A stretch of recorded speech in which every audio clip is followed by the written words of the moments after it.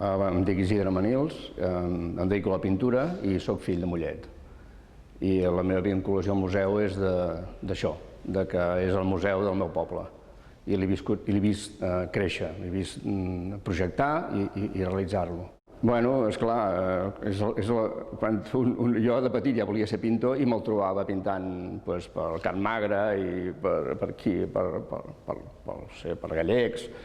I clar, jo sempre era una figura que m'impactava molt, que era molt emocionant veure'l. Me'n recordo que el meu pare tenia una agència de viatges i ell venia a comprar els bitllets allà per anar-se'n a aquests viatges estupendos que feia per ahí.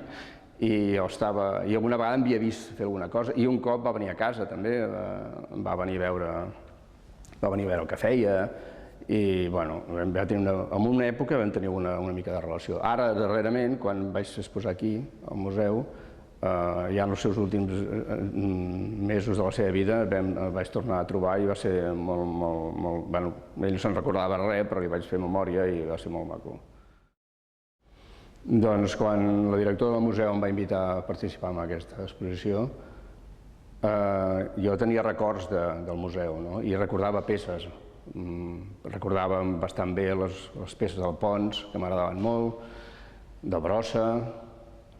També tenia curiositat de tornar a veure les peces de l'Abelló figuratives, de figura, que m'agraden molt, que a mi és l'Abelló que m'agrada més, i pensava que triaria unes peces d'aquestes. I llavors, al visitar l'exposició, em vaig trobar amb aquestes peces, concretament aquesta i una altra, d'un pintor que resulta que es diu Planes Durà, Enric Planes Durà, que jo no coneixia.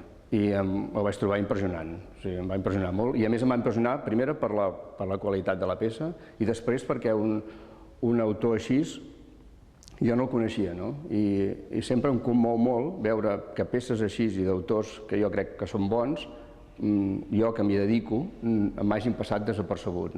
És una injustícia, l'injust que és, que som a vegades amb els artistes.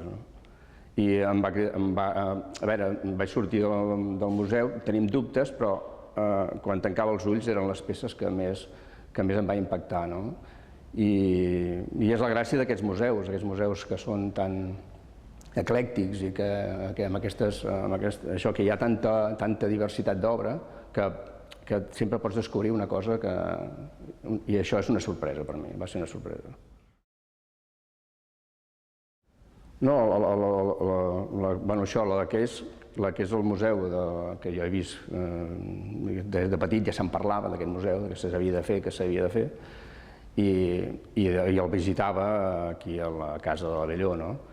És perquè la gràcia que té és perquè al ser un museu d'autor té aquesta mirada tan personal i que té tanta gràcia, perquè a vegades aquests museus que estan fets amb talonaris no tenen aquesta passió, aquestes obsessions a darrere que jo trobo que són la gràcia dels museus.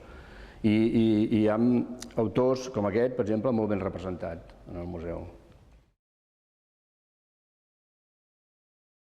Bé, l'obra, el que m'ha captivat més és l'actualitat de l'obra. O sigui, és una obra des del 55, veig, jo pensava que era el 52, però ara veig que està signat el 55, i té de color i és una obra que es manté, té 50 i pico d'anys i es manté com molt viva.